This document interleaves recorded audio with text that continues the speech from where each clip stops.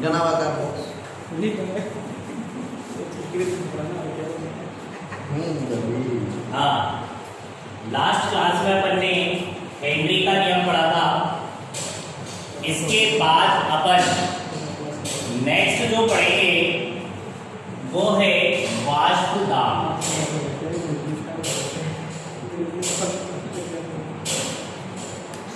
अब वाष्प दाब को समझने के लिए आपको सबसे पहले मेन चीज समझनी होगी कि ये होता किसके अंदर है। वाष्प दाब हमेशा जो होगा वो द्रव के अंदर ही प्रेजेंट होगा, इसके अलावा वह ऐसा नहीं कि ठोस में होगा। द्रव के द्वारा जब वाष्प बनाई जाएगी तो उस वाष्प के द्वारा जब द्रव की सतह पर दाब लगाया जाएगा तो उस समय ये वाष्प दाब आएगा। लेकिन क्यों आता है, कैसे आता है, इसको समझना है अपन को।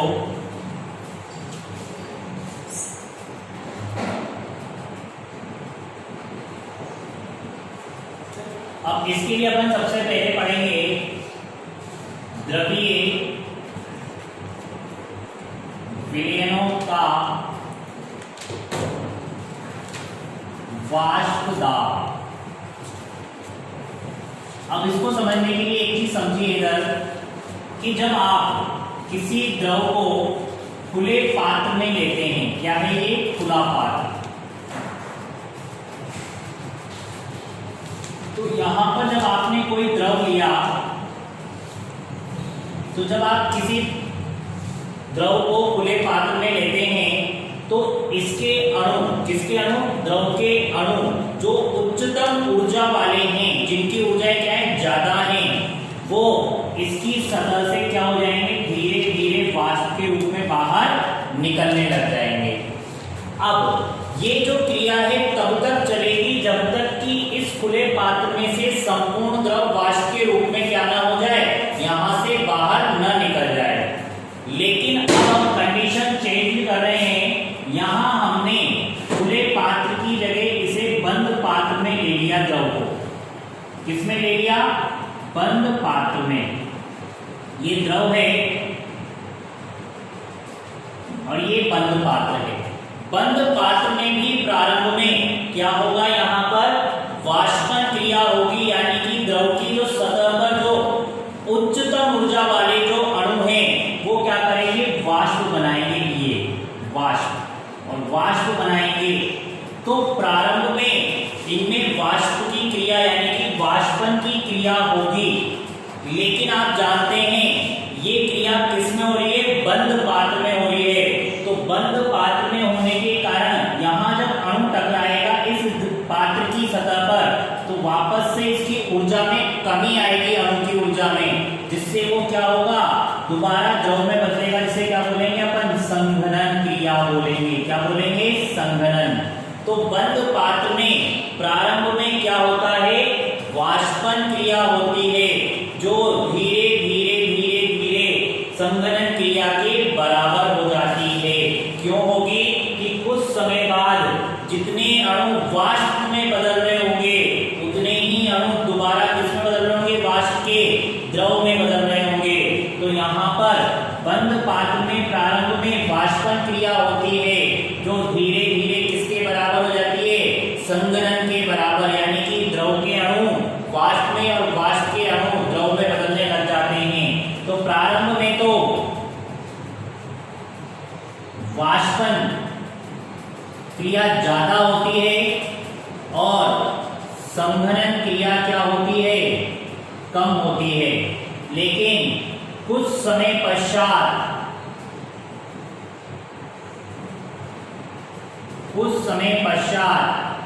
वाष्पन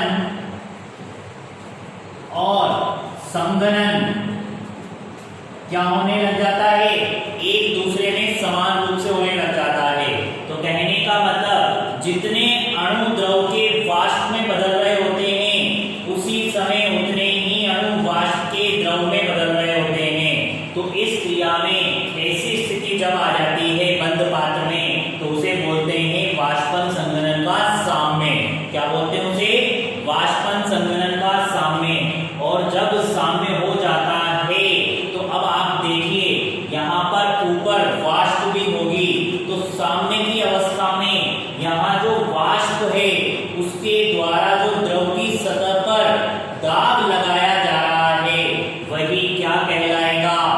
वाष्प दाब कहलाएगा।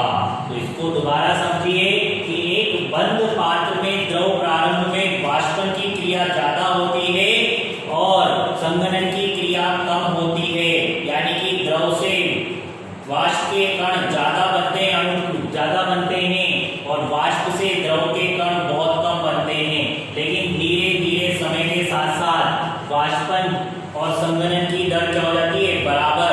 तो इस अवस्था को बोलते हैं साम्यावस्था। और साम्यावस्था पर यहाँ जो वाष्प है पात्र में, उसके द्वारा द्रव की सतह पर जो दाब लगाया जाएगा वो क्या कहलाएगा, वाष्प दाब कहलाएगा। क्या कहलाएगा, वाष्प दाब कहलाएगा।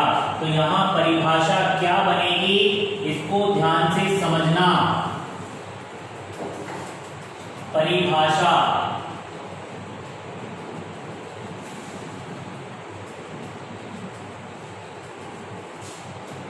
निश्चित ताप पर साम्यावस्था में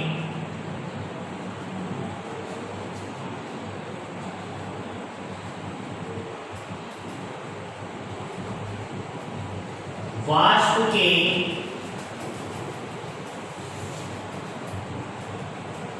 अणुओं द्वारा द्रव की सतह पर लगाया गया दाब वाष्प दाब कहलाता है।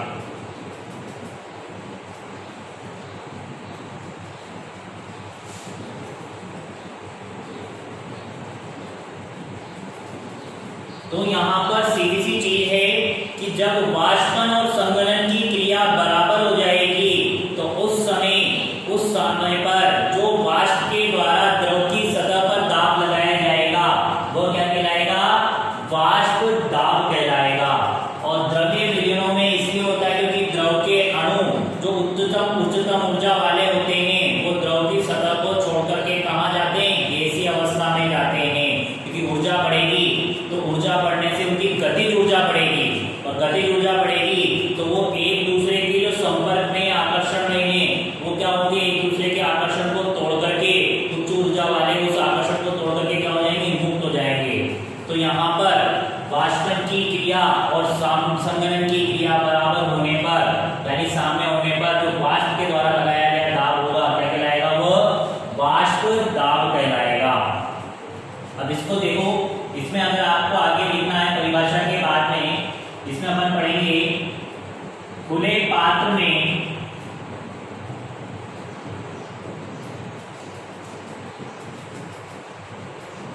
वाष्पन की क्रिया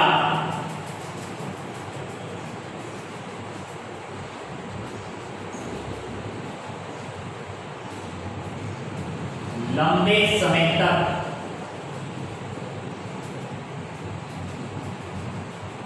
होती है। ठीक है, अगला पॉइंट अपन पढ़ेंगे, बंद पात्र में प्रारंभ में वाष्पन की क्रिया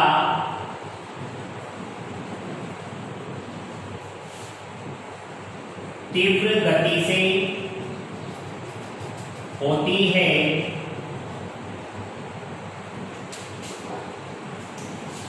और संघनन क्रिया धीमे गति से होती है।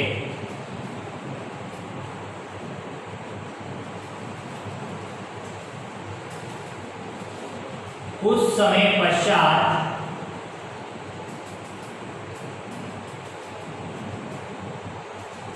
वाष्पन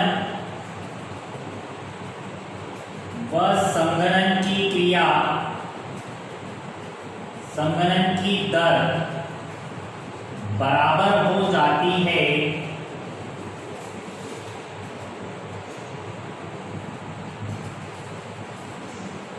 जिसे साम्य कहते हैं। और इस साम्य की अवस्था पर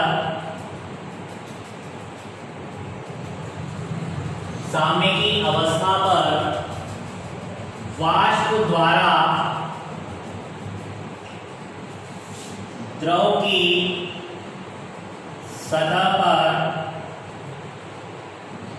दाब लगाया जाता है। ठीक है, और वही क्या कहलाता है? वाष्प दाब कहलाता है। तो यहां पर सीधी सी चीज, निश्चित ताप पर साम्यावस्था में वाष्प के अणु द्वारा द्रव की सतह पर लगाया गया दाब वाष्प दाब कहलाता है। और इसमें अगर खुले पात्र में लोगे तो वाष्पन की क्रिया क्या होगी? लंबे समय तक होगी। और बंद पात्र में एक प्रारंभ में तो वाष्पन क्रिया ज्यादा होगी और संघनन क्रिया कम होगी, लेकिन धीरे धीरे वाष्पन की क्रिया और संघनन की क्रिया बराबर हो जाएगी। यानी वाष्पन और संघनन की दर जब बराबर हो जाएगी तो उस समय द्रव वाष्प द्वारा द्रव की सतह पर डाला गया दाब क्या कहलाएगा? वाष्प दाब कहलाएगा। इसको अब इसके आगे अपन ने पढ़ा द्रवीय पीड़नों का वाष्प दाब। अब इसके अंदर सेकंड जो पॉइंट है अपना वो है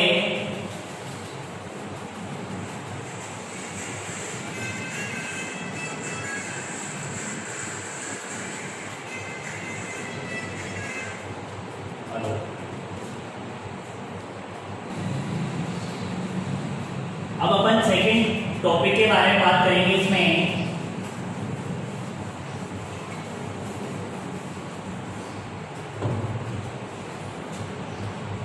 द्रव विलयन का वाष्प दाब। इसको समझना, द्रव विलयन का वाष्प दाब जब किसी द्रव विलायक में द्रव विलय को घोलकर विलयन बनाया जाता है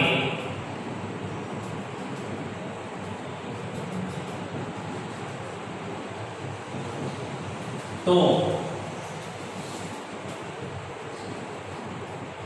उसके दोनों अवयव वाष्पशील होते हैं, जिस कारण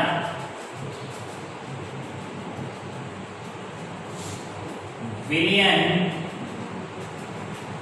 का कुल वाष्प दाब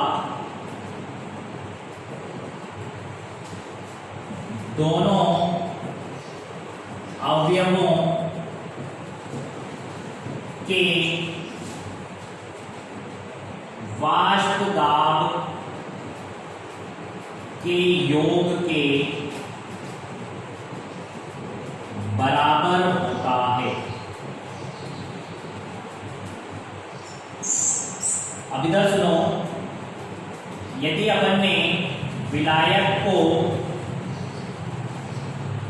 A और विलय को B माना है। क्या माना है? विलायक को A और विलय को B माना है। तो यहां पर ध्यान से देखना कि जो ये विलयन है PS, S यानी कि सॉल्यूशन, ये किसका है? विलयन। विलयन का जो कुल वाष्प दाब है PS वो होगा PA प्लस PB। अब इसका कारण समझना, यहां एक चीज समझनी है जो अगले टॉपिक में आपके काम में आएगी।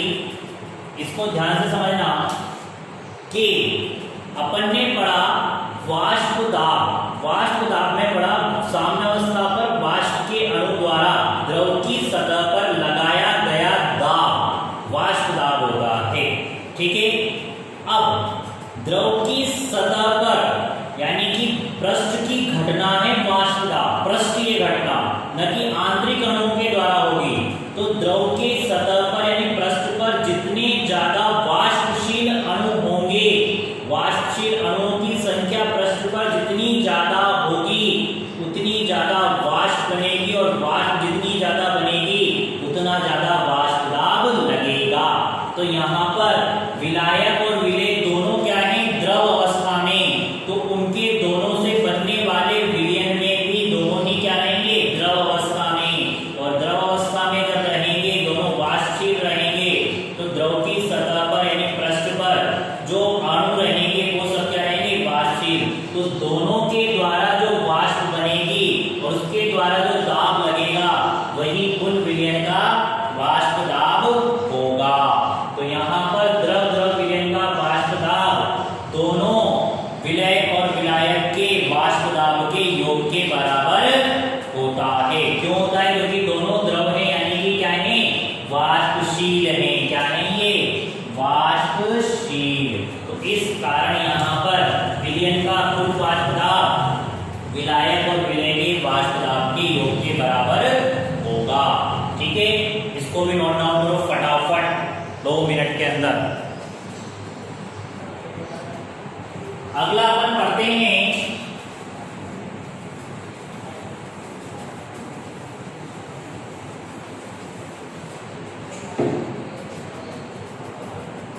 ठोस द्रव विलयन का वाष्प दाब। ये इंपॉर्टेंट है आपका, ये वाला जो पार्ट है ये सबसे इंपॉर्टेंट है, इसको समझना कि अपन ने अभी पढ़ा किसी भी पात्र के जो पृष्ठ पर अणु होंगे वो वाष्प में बदलेंगे और उनकी वाष्प के द्वारा जो द्रव की सतह पर दाब लगाया जाएगा वह क्या है, वाष्प दाब। अब आपने विलायक तो ले लिया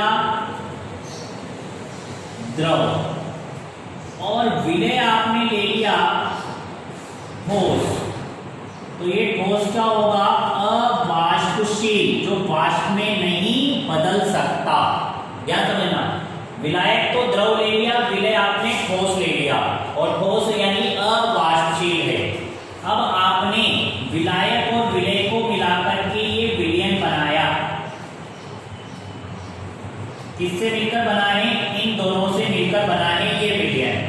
अब तो अकेले विलायक में तो पूरा का पूरा द्रव है, लेकिन जैसे ही आपने उसमें ठोस विलय मिलाया तो इस द्रव की सतह पर यहाँ पर क्या होने लग जाएंगे, इस विलय के अणु इकट्ठे होने लग जाएंगे। ठीक है, अब द्रव की सतह पर विलायक के अणु भी हैं और विलय के अणु भी हैं। तो द्रव की सतह पर अब आप खुद सोचिए, द्रव की सतह पर जो वाष्पशील विलायक है उसके अणुओं की संख्या घट जाएगी। तो इसके कारण यहाँ पर विलयन का जो वाष्प दाब आएगा वो वास्तविक वाष्प दाब से क्या कम आएगा। ठीक है, समझना इसको कि भाई ये जो सतह है इस सतह पर विलायक के साथ साथ विलय के अणु भी मौजूद है विलयन में। तो यहाँ पर जो पृष्ठ पर जो वाष्पशील द्रव है वो कम अणु रहेंगे। तो यहाँ पर विलयन का वाष्प दाब क्या हो जाएगा, विलायक के वाष्प दाब से भी कम हो जाएगा, क्योंकि विलायक उसके अंदर भी क्या मिल गया, विलय, वो भी कौन सा, अवाष्पशील। तो ऐसी अवस्था में यहाँ पर PS जो विलयन का वाष्प दाब है वो विलायक के यानी कि शुद्ध विलायक P0 माइनस P क्या कहलाएगा, P0 माइनस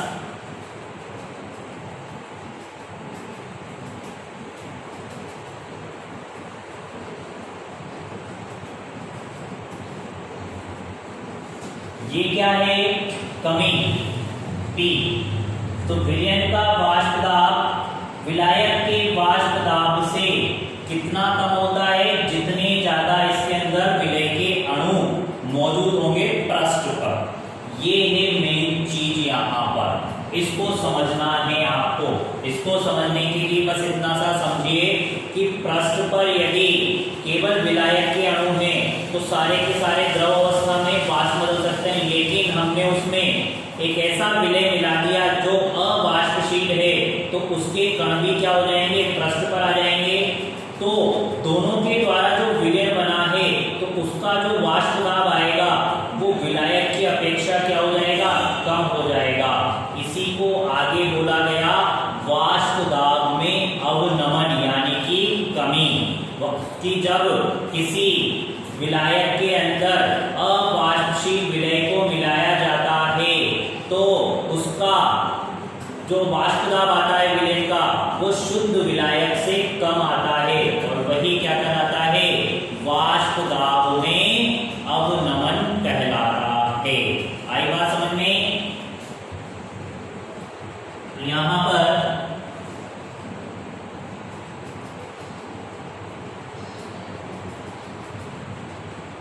अब अपन इसको यहां पर लिखेंगे, जब इसको यहीं से लिखते हैं, इसको बाद में समझने के लिए था। इसकी परिभाषा कैसे लिखेंगे? जब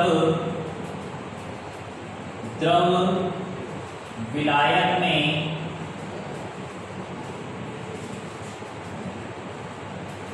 ठोस विलय यानी कि अवाष्पशील को मिलाकर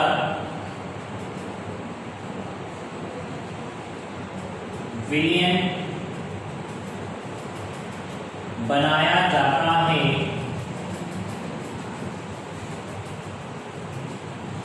तो विलयन का कुल वाष्प दाब विलायक के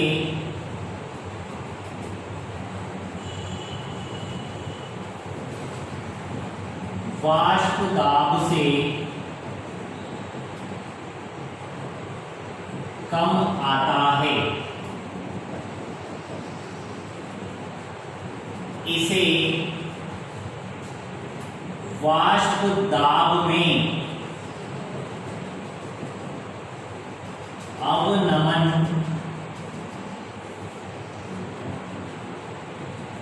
कहते हैं। अब यहां पर एक कारण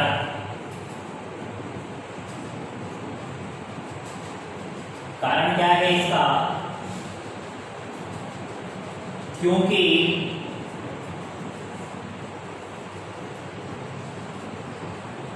वाष्प दाब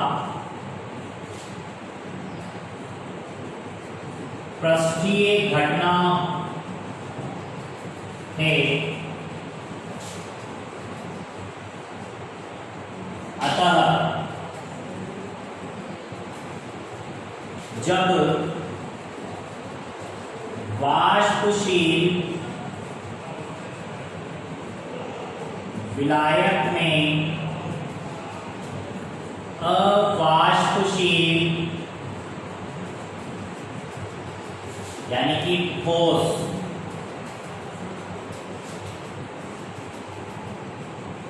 एक सेकेंड रुकना।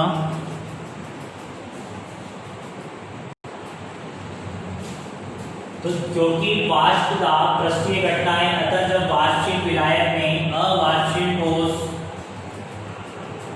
मिलाया जाता है तो विलयन के पृष्ठ पर वाष्पशील विलायक के अणुओं के साथ साथ अवाष्पशील विलय के अणु भी उपस्थित होते हैं, जिसके कारण वाष्पन कम होता है और वाष्प दाब शुद्ध विलायक के वाष्प दाब से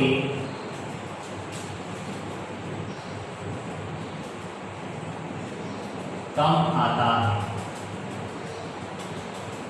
ठीक है, तो यहाँ पर ध्यान से देखो कि जब मिलाया जाएगा तो क्या होगा, शुद्ध विलायक के वाष्प दाब से भी कम आएगा और वही क्या है, वाष्प दाब में अवनमन। तो वाष्प दाब में अवनमन बराबर P0 माइनस PS। इसको ए लिख सकते हो क्योंकि विलायक का शुद्ध अवस्था में वाष्प दाब। यहाँ पर P0 ए क्या है, शुद्ध विलायक का वाष्प, इधर तो दिख रहा है वाष्प दाब, इधर तो दिख रहा है, ये लिखा है तो वो लिखा है जो दिख रहा है ना उधर सर, नीचे वाला ये वाला वाष्प दाब में अवनमन बराबर P0 ए बराबर PS, ये दिख रहा है? नहीं दिख रहा, नीचे वाला नहीं दिख रहा। सर थोड़ा नीचे कर दो। अब हाँ ठीक है सर, आ गया आ गया। ठीक है, चलो। तो वाष्प दाब में अवनमन क्या होगा, P0 ए माइनस PS, यानी कि शुद्ध विलायक का वाष्प दाब क्या है, P0 ए। तो कितना कमी हुई, क्योंकि जो विलयन का वाष्प दाब आएगा वो किससे कम आएगा, आपके शुद्ध विलायक के वाष्प दाब से। कारण क्या है, क्योंकि उसमें क्या हो जाएंगे, पृष्ठ पर कुछ अणु क्या किसके आ जाएंगे, विलय के, जो क्या है अवाष्प, जो वाष्प में नहीं बदल सकते। आई बात समझ में?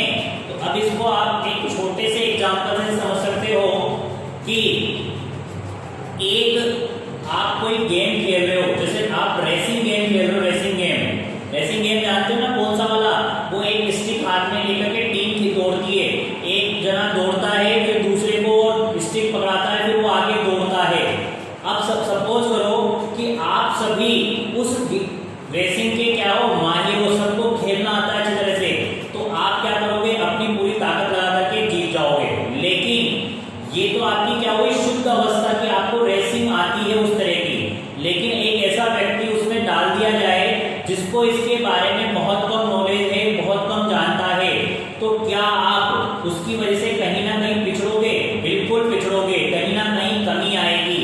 तो वही चीज है, एक विलायक उसके जो द्रव पर, जिस सतह पर जितने भी अणु है वो वाष्प में बदल सकते हैं, लेकिन आपने उसमें ऐसा पदार्थ मिला दिया जिसके अणु वाष्प में नहीं बदल सकते, तो उस द्रव की सतह पर वो वाले अणु भी होंगे जो वाष्प में नहीं बदल सकते। तो वहां पर वाष्प की बनने की दर क्या हो जाएगी, कम हो जाएगी। जब वाष्प कम बनेगी तो वहां पर कमी आएगी विलयन के वाष्प दाब में, और वही वाष्प दाब में अवनमन होगा, यानी कि शुद्ध विलायक का वाष्प दाब विलयन के वाष्प दाब से कम आएगा। ठीक है, आज के लिए इतना ही है, इसको नोट कर लो। अब इसके बाद आपकी फिजिक्स की क्लास लगेगी।